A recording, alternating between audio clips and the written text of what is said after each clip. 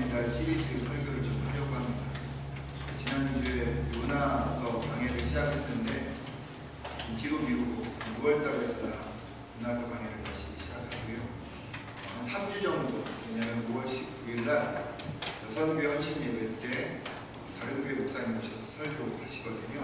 그렇기 때문에 5월달에 그러면 3번밖에 예배 드리는 시간이 없기 때문에 3번에 걸쳐서 가정에 대한 이야기를 해보려고 합니다. 그래서 오늘 첫 번째로 행복한 가정 만들기, 거창한 행복한 가정 만들기라는 제목으로 함께 말씀을 좀 나누도록 하겠습니다.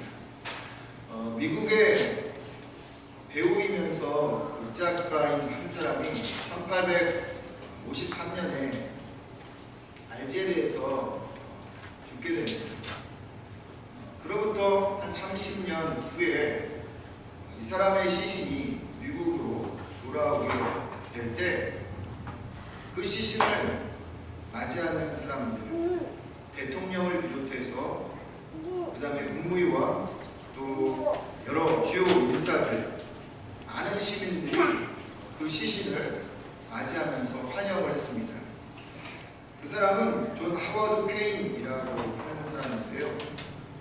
존 하워드 페인이라고 하는 이름은 저는 잘 모르지만 그가 만든 노래는 아주 우리 귀에 익숙한 노래입니다.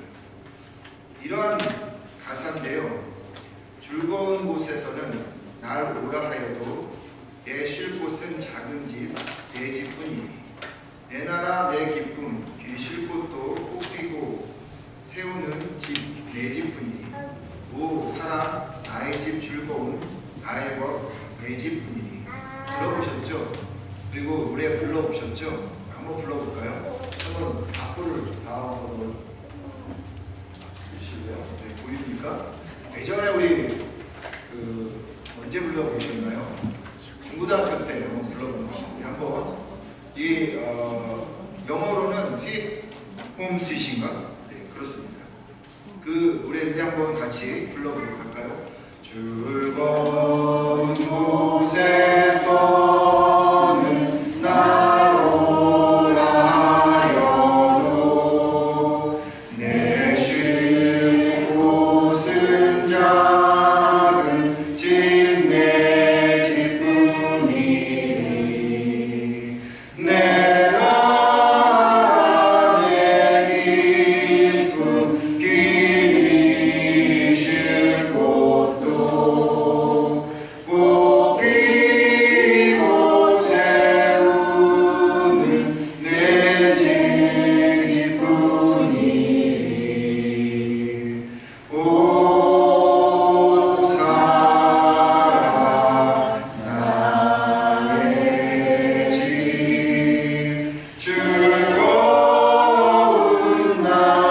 즐거운 나의 것 내 집뿐이니. 다 기억하시는군요. 다 노래 불러보셨죠? 즐거운 나의 집, 홈 스위트 홈이라고 하는 곡인데요. 이 존 페인이라고 하는 사람이 작사하고 영국인 비숍이라는 사람이 작곡을 해서 만든 그러한 곡입니다. 얼마나 이 곡이 유명했냐면, 그리고 향수를 달래주는 가정을 생각하게 해줬냐면 남북 전쟁 때요. 이 노래가 금지곡이었습니다. 이 노래를 부르다 보면 집생각이 나서 많은 병사들이 탈영을 해서 집으로 갔기 때문에 이 노래가 금지령이 내려졌던 그런 노래, 즐거운 나의 집이라는 노래입니다. 영국의 시인 스와인이라고 하는 사람이 가정을 이렇게 표현했습니다. 가정은 사랑하는 사람들이 있는 곳입니다. 가정은 마음을 기쁘게 하는 속삭임이 있는 곳입니다. 아무도 반갑게 맞이할 사람이 없는 곳을 어찌 집이라 할 수 있을까요? 가정은 우리를 만나주고 사랑해주는 사람들이 있는 곳입니다.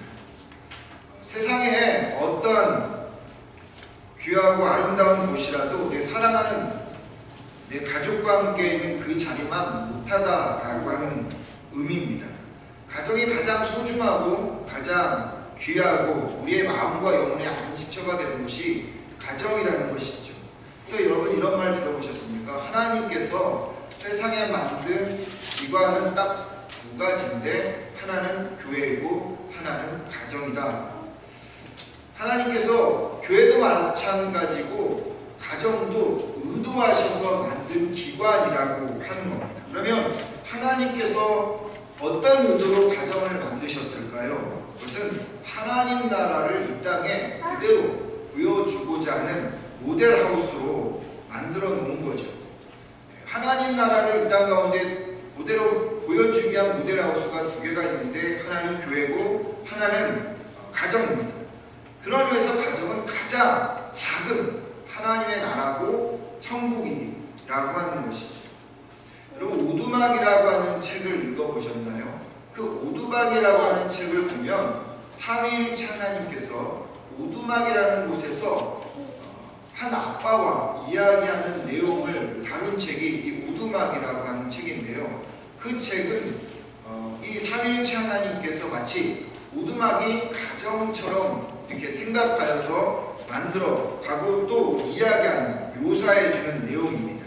그러니까 하나님께서는요, 성부, 성자, 성령 하나님께서는 하나님 나라를 이 땅에 만들고자 하는 그 의도를 가지고 세우는 것이 바로 가정이다라고 하는 것을 우리에게 보여줍니다. 저는 하나님께서요, 당신의 의도를 가지고 세상에 가정을 세워주셨다면 얼마나 그 가정이 행복하기를 바랄까요? 얼마나 그 가정이 아름다워지기를 바랄까요? 얼마나 그 가정이 축복받기를 원할까요? 그래서 하나님은요, 우리 모든 가정이 다 행복해지기를 원하세요. 우리 모든 가정이 축복받고 아름답기를 바라신다는 겁니다. 그게 하나님의 마음이시고 그래서 그런 의도로 이 땅에 가정을 세운 겁니다. 하지만 여러분, 하나님이 이 땅의 가정이 행복해지기를 바라고 또 아름다워지기를 바라고 축복받기를 바란다고 하나님께서 그런 마음을 갖는다고 모든 가정이 다 행복하느냐? 그렇지 않다는 거죠. 저절로 모든 가정이요 행복해지고 그리고 아름다워지고 축복받지는 않는다는 거예요. 만약 하나님을 믿는다고 하면서도 하나님 앞에서 때로는 불행하다고 느끼는 가정들이 있다면 그건 아이러니잖아요. 모순이잖아요.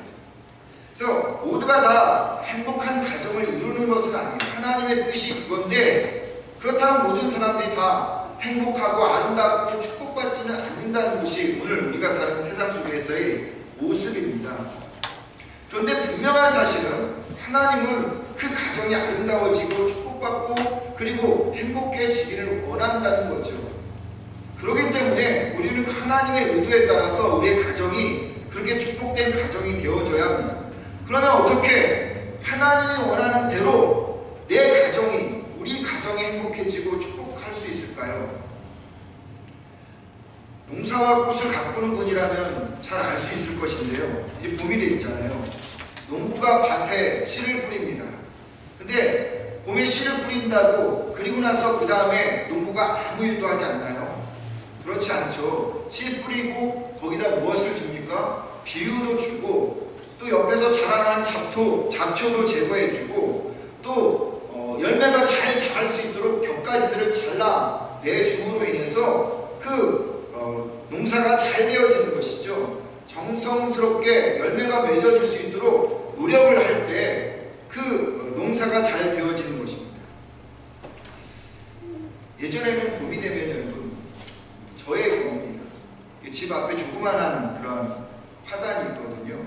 그러니까 사람들이 심어놓은 걸 그냥 보는 정도로 한 해 한 해를 지났는데 나이가 들어서 그런지 점차적으로 그 화단을 좀 가꾸고 싶은 마음이 들어요. 그래서 안 하던 가드닝을 제가 했어요. 막 그렇게 지저분해가지고 가드닝도 하고 꽃도 갖다 심어놓고 뭐 다른 것도 좀 해놓고 하니까 예전보다 멋진 그러한 정원이 되더라고요.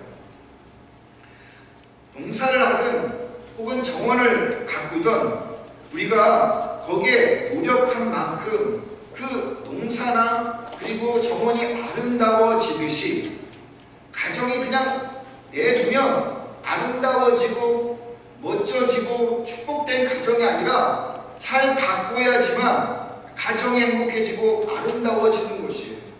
하나님께서 우리에게 원하는 그런 가정을 만드는 것은 무엇을 해야 되느냐? 농사와 이 가든이의 공통점인 내가 노력하고 가꾸는 만큼 가정은 아름다워진다라고 하는 겁니다.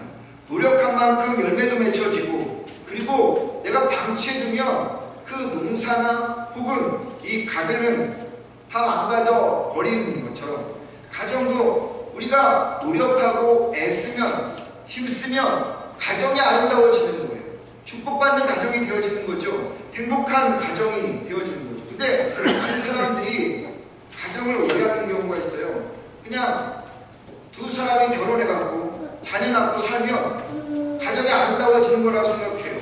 절대 그렇지 않습니다. 가정은 서로 가꿔야 되는 거죠. 서로 다듬어야 되는 것입니다. 가정에 어려움이 있고 불행하다는 느낌을 갖는 이유는 우리가 그것에 대해서, 가정에 대해서 그만큼 노력하지 않기 때문입니다.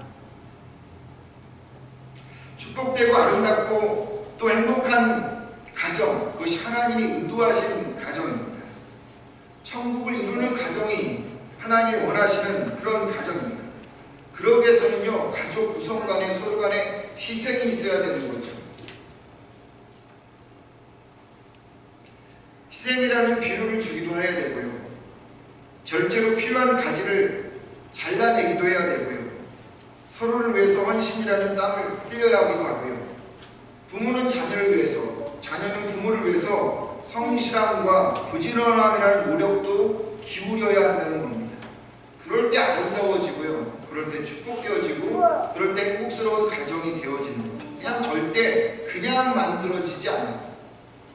그래서 여러분, 정원과 가정은 가꿀수록 아름답다라는 말이 있는 거죠. 그렇다면 여러분, 우리 가정이 아름답고 행복하고 축복된 가정이 되려면 어떻게 해야 되냐? 오늘 본문은 우리에게 두 가지를 이야기하고 있습니다. 첫 번째, 말씀을 뿌려야 한다라고 말합니다. 가정이라는 정원이 아름다워지기를 바란다면요, 여러분, 가정에 그 밭에 혹은 가든에 좋은 열매를 뿌려야 한다는 거죠. 좋은 씨를 뿌려야 된다는 거죠. 그럼 좋은 씨가 뭐냐는 거죠. 그것이 하나님 말씀입니다. 여러분, 명심하십시오. 행복한 가정, 아름다운 가정, 하나님이 원하시는 축복된 가정이 되기 위해서 첫 번째로 해야 되는 말씀을 뿌려야 된다는 것입니다. 말씀의 씨앗을 뿌려야 된다는 거죠. 마태복음 13장의 말씀을 보면은 씨 뿌린 자의 비유가 나와요. 거기에 보면 네 가지의 씨가 나옵니다. 길가에 떨어진 씨가 있고, 가시밭길 위에 떨어진 씨가 있고, 돌짝밭에 떨어진 씨가 있고, 옥토밭에 떨어진 씨가 있습니다. 그런데 세 가지, 길가, 가시밭, 그리고 돌짝밭에 떨어진 씨는 다 얼마 있다가 죽어버립니다. 그런데 한 밭, 그 밭은 30배, 60배, 100배의 결실을 맺는 밭이 있어요. 그 밭을 옥토밭이라고 성경은 이야기합니다. 여기서 말하는 밭은 사람의 마음을 이야기합니다. 이 씨는 무엇을 이야기할까요? 하나님의 말씀을 이야기합니다. 하나님 말씀이 떨어졌을 때, 그것이 잘 생겨졌을 때, 그것이 30배, 60배, 100배의 말씀으로 삶으로 드러난다라고 하는 거죠. 하나님 말씀이 가족 구성원들의 마음에 심겨져야 한다는 말입니다. 오늘 1절과 4절의 말씀을 보면 여호와를 경외하는 자는 복이 있다라고 말합니다. 여호와를 경외하는 자는 복이 있다, 이 말이 무슨 뜻일까요? 하나님 말씀대로 산다라는 그런 의미입니다. 하나님 말씀이 우선순위다라는 겁니다. 하나님의 말씀이 생명이다라고 하는 것입니다. 다른 모든 것보다 제일 나의 삶의 최고는 하나님이다라고 하는 거죠. 이런 가정을 시편 오늘 1편에서는 뭐라고 이야기했냐면 시냇가에 심은 나무와 같다라고 얘기했습니다. 가뭄에 많은 나무들이 시들어 죽지만 시냇가에 심은 나무는 말라 죽지 않는 것처럼 하나님의 말씀에 뿌리를 두고 있는, 하나님의 말씀에 심겨져 있는 가정은 절대 어려움과 환경이 오더라도 무너지지 않는다라고 하는 거죠. 말라 죽지 않고 더 많은 과실을 맺을 수 있는 그런 가정이 되어진다라고 하는 것입니다. 많은 가정이 행복하지 못하다고, 아름답지 못하다고, 축복되지 못하다고 아우성입니다. 더 행복해지고 싶다고 아우성입니다. 더 아름다워지고 싶다고 아우성입니다. 더 축복받고 싶다고 아우성입니다. 그런데 정작 아름다워지고 행복해지고 축복되게 하는 그 하나님의 말씀을 뿌리지 않는다는 거죠. 그 말씀이 생명이 되지 않는다는 것입니다. 그것이 나의 삶의 우선순위가 아니라고 하는 거예요. 그냥 말씀을 경홀히 여깁니다. 하나님 말씀이 나에게 있어서는 2차, 3차의 삶의 모습인 거죠. 그러다가 내가 생각해서 이게 중요한 일이 있다 하면 하나님 말씀은 늘 뒷전으로 밀려나는 그런 모습들이 너무나도 우리에게 많이 있는 것입니다. 행복하지 못한, 그래서 생각하는 가정들이 직면하는 문제, 가정의 문제, 직장의 문제, 사업의 문제, 자녀의 문제, 건강의 문제, 성격 차이의 문제, 관계 문제, 여러분 이것은 그 자체의 문제가 아니에요. 그건 다 부차적인 거예요. 가장 중요한 것은 말씀의 문제에 있다는 것입니다. 하나님의 말씀이 그 안에 떨어져서 생명으로 나타나지 않기 때문에, 그 가정 안에서 말씀이 사라져버렸기 때문에, 말씀이 우선순위가 아니기 때문에 이런 문제들이 발생한다라고 하는 것이죠. 행복한 가정, 천국과 같은 가정은요, 하나님 말씀이 가득 찬 가정입니다. 따라서 여러분, 가정을 천국으로 만들고 싶다면요, 아버지들이 말씀을 붙들고 살아야 해요. 그 말씀에서 벗어나지 않으려고 죽으라고 노력을 해야 되는 것입니다. 엄마들이 말씀을 붙잡고 살아야 되는 거예요. 그리고 아이들에게 그 말씀을 소중히 여기도록 심어줘야 된다는 것입니다. 여러분 성경도 같이 읽고요, 또 성경을 쓰기도 하고요, 성경에 대한 이야기도 한다는 겁니다. 죄송합니다. 제 얘기를 들으면, 제가 어렸을 때부터 그 아이에게 들려주던 엘리사와 어느 과부의 이야기, 그 테이프가 늘어지도록 옛날 한국에 있었을 때 우리 예진이 태워놓고 맨날 그걸 틀어줬거든요. 근데 늘 그것이 기억이 나는지 나중에는 그 이야기, 그 노래를, 거기서 나온 노래를 따라 불러요. 그게 고등학교 때까지 그렇게 하더라고요. 여러분, 부모님들이 하나님의 말씀을 우선으로 삼지 않으면 우리의 자녀들이 하나님 안에서 하나님을 모르는 확률이 더 높아진다라고 하는 거예요. 아무리 바쁘더라도, 아무리 피곤하더라도 하나님의 말씀을 붙들고 살려고 노력하는 것이 필요하다는 거죠. 근데 여러분, 제가 늘 이 연초에 여러분들한테 나눠주는 거 있죠. 뭐죠? 가정 예배서입니다. 가정 예배서 여러분 잘 활용하고 계시나요? 여러분 큐티책으로 사용하지 마시고 그냥 심심풀이로 읽는 것이 아니라 같이 모여서 그 자녀들과 함께 나누는 그런 가정 예배를 드리고 있느냐는 거죠. 아니 벌써 저기 어디 가서 지금 잔뜩 먼지 쌓여 있는 가정 예배소가 되어버렸나요? 아이들이 여러분 같이 모여서 예배를 드리면 나중에 아이들이 이 가정 예배를 얼마나 좋아하는지 아세요? 기다려요. 그래서 왜 안 하냐고 이야기도 합니다. 외식하고 사람 만나고 컴퓨터하고 사소한 일은 다 하면서도 정작 중요한 하나님 앞에 가정 예배 드리는 일을 너무 소홀히 한다는 것입니다. 쉽게 빼먹는다는 거죠. 근데 지금은 모르겠지만 나중에 시간이 지나면 점차 여기저기에서 잡초가 생겨서 아름다운 가정을 망치게 되어버리게 되어진다는 것입니다. 그렇기 때문에 처음 얼마 동안은 귀찮고 힘들겠지만 모여서 함께 같이 예배 드리는 것 너무나 중요한 거죠. 그런 거룩한 습관이 쌓여지면 하나님께서 어느 날 그 가정을 행복한 가정으로 만들어 주신다는 거죠. 여러분들이 물론 같이 예배를 드릴 때 여러분이 읽어도 좋고요, 아이들한테 읽어보게도 해보세요. 그 아이들이 읽는 걸 얼마나 좋아하는지, 그리고 성경 찾아서 읽어보라고 하면 지들이 다 찾아서 읽기도 하고요. 그런 예배가 가정 안에서 계속 쌓이고 쌓여지는 것, 그것이 하나님께서 우리에게 원하시는 행복한 가정의 모습이라고 하는 것입니다. 피카리라고 하는 남태평양에 조그만 섬이 있습니다. 이 섬에 1790년에 프랑스에서 폭동을 일으켰던 9명의 사람을 이 프랑스에서 격리시켜버렸습니다. 근데 거기에 도착해보니까 원주민 27명이 살고 있었어요. 그리고 그냥 떠나버렸습니다. 괴짝을 내려놓고 떠나버렸는데 이 9명의 사람들 중에 한 명이 술을 만들어서 먹기 시작했어요. 그러면서 그 섬이 아주 음란해지고 아주 황폐화되어지는, 그래서 10년 후에는 9명 중에 8명이 죽고 1명만 남고, 그리고 그들로 인하여서 태어난 호녀라들만 남게 되었습니다. 어린 어린아이들이 어렸을 때부터 술 마시고 그리고 음란한 행동들을 하게 되었던 것이죠. 그런데 그 한 사람이 어느 날 자기에게 같이 왔던 그 괴짝을 정리하다가 거기에서 성경을 발견하게 되었습니다. 그 성경을 읽으면서 그의 어머니가 어렸을 때 그에게 들려줬던 그 말씀이 생각이 났어요. 그리고 그 말씀을 읽기 시작했습니다. 그리고 그가 그 상황에서 하나님 앞에 회개하기 시작했어요. 회개해 보니까 자기 인생이 이것이 아니다라는 것을 깨달았고, 그리고 자기에게서 태어난 아이들, 그 섬에 있던 사람들이 너무나도 하나님 앞에 죄의 모습으로 살아가고 있는 것을 깨달아서 이 사람이 아이들의 성경을 가르치기 시작했어요. 그리고 말씀을 전하기 시작했고, 그러면서 점차 그 피카이라는 섬이 바뀌어지기 시작했습니다. 음란이 사라졌고, 술이 사라졌고, 범죄가 사라졌고, 그리고 게으름이 사라졌고, 그리고 그로부터 한 30년 후에 1808년에 미국의 이 토파스라고 하는 배가 이 섬을 지나가다가 봤는데 그 섬이 거의 유토피아 같은 섬으로 바뀌어져 있는 것을 우리 발견하게 되었습니다. 하나님의 말씀, 그 말씀이 떨어지는 곳, 그곳에는 하나님의 그런 영광이 드러난다라고 하는 것을 기억하십시오. 우리는 하나님을 믿는 사람들입니다. 그렇기 때문에 하나님의 말씀을 뿌려야 되는 사람들입니다. 행복한 가정, 아름다운 가정, 축복된 가정. 여러분, 우리가 첫 번째로 해야 될 것은 하나님의 말씀을 뿌리는 것입니다. 근데 여러분, 이 사실을 몰랐나요? 다 알잖아요. 다 알고 있잖아요. 하나님 말씀을 먼저 우선순위에 삼는다는 것은 우리가 모르는 것 아니잖아요. 다 알고 있는데 안 한다는 거죠. 여러분, 오늘 주님 앞에 다시 한번 결단했으면 좋겠어요. 뭘 한 달만이라도 함께 모여서 예배를 좀 드려보십시오.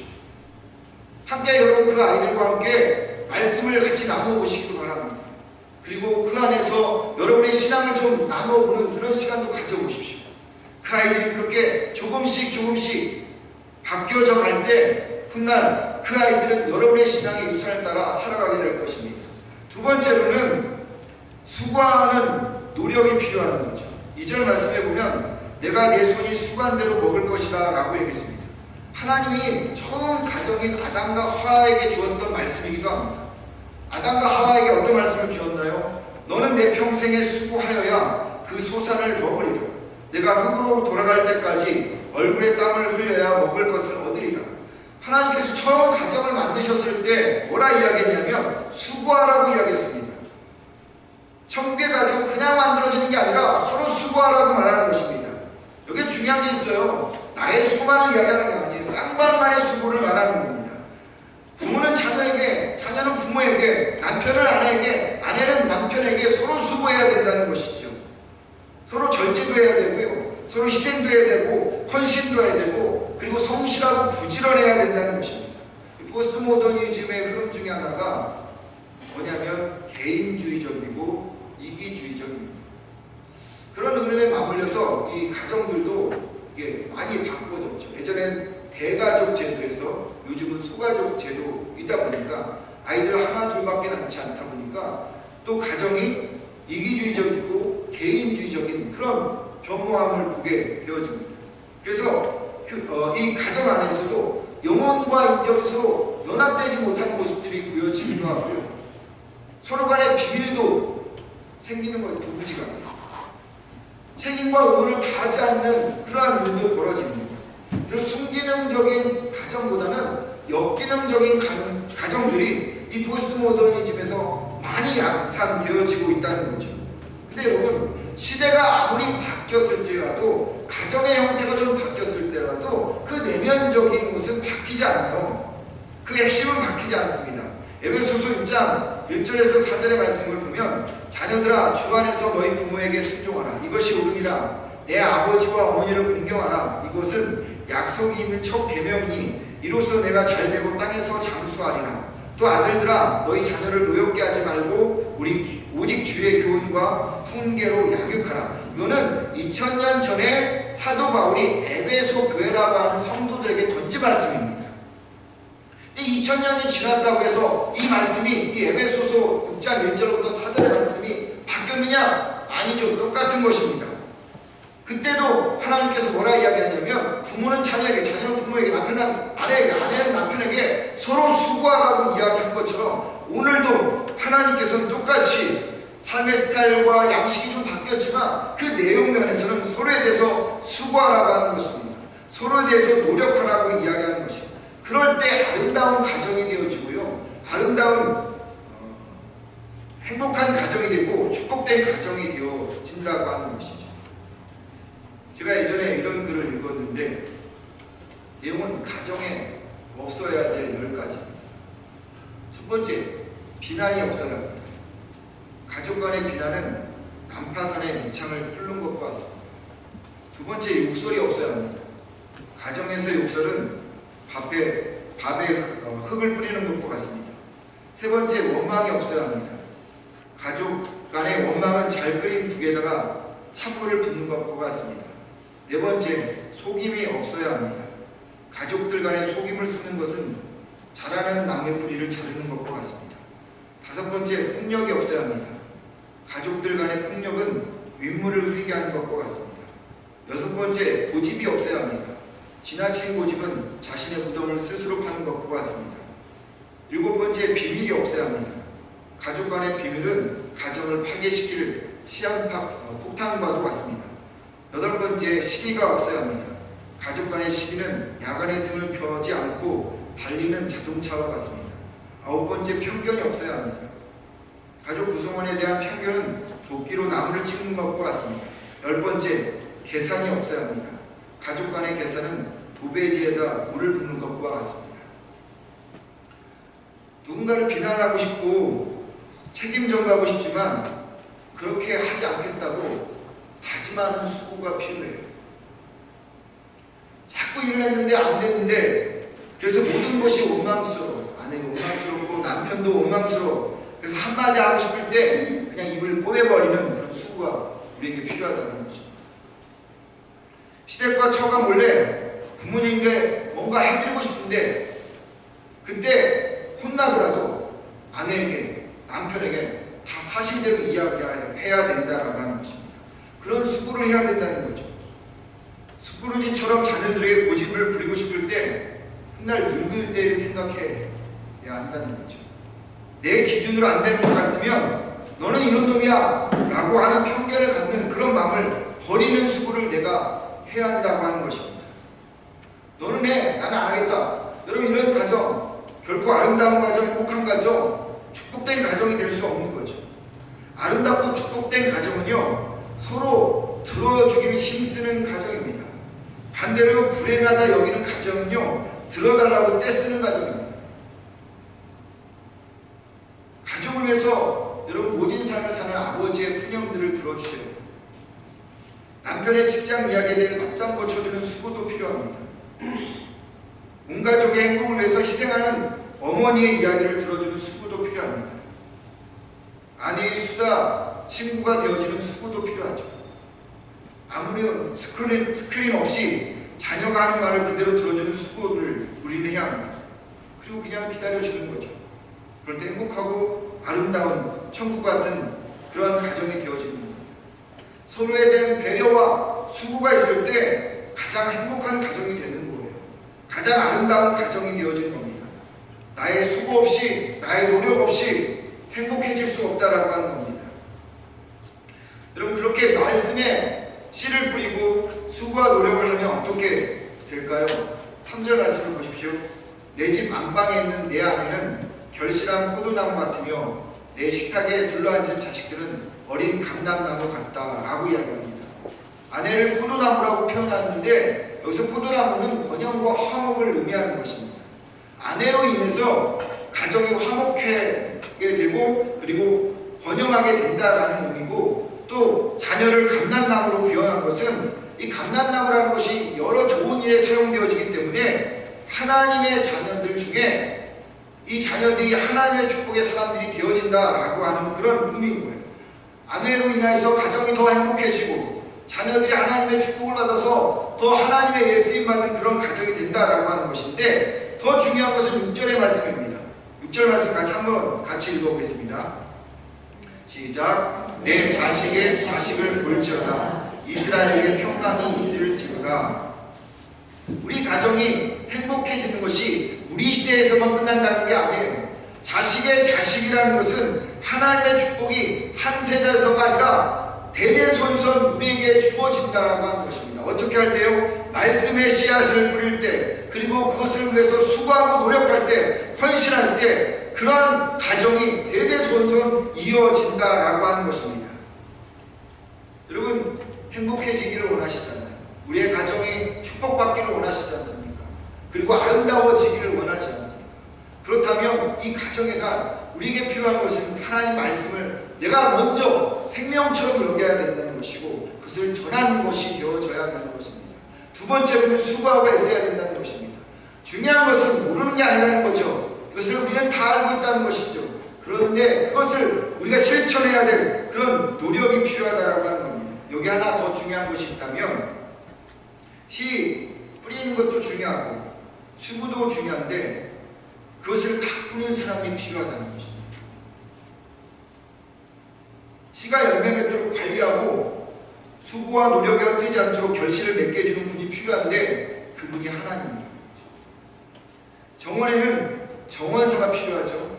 밭에는 농부가 필요하듯이 하나님께서 천국과 같은 가정을 만들기 위해서 우리에게 이 땅에 주신 이 가정이 천국이 되기 위해서는 이 가정을 가꾸는, 잘 농사짓는 분이 필요한데 그분이 하나님이라고 하는 겁니다.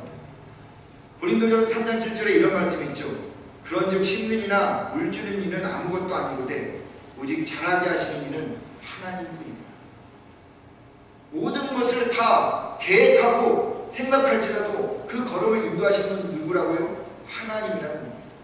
우리의 가정을 지켜주시는 그 하나님, 정원사 되시는 참 정원사 되시는 하나님, 참 농부 되시는 그 하나님께 모든 것을 의탁하고 그분 앞에 우리 가정을 맡김으로 천국된 하나님이 축복하시고 아름답게 여기시고 그리고 이 땅에서 천국으로 만들어주시기를 그 원하는 가정, 그것을 우리가 누릴 수 있다라고 하는 것입니다. 바라기는 하나님이 중심이 되시고 하나님이 농부고 정원사가 되어서 우리의 가정을 잘 갖고 아름답고 행복하고 축복받는 여러분과 저의 가정 되기를 주의 이름으로 축원합니다. 기도하겠습니다. 우리 같이 말씀 생각하면서 찬양합니다.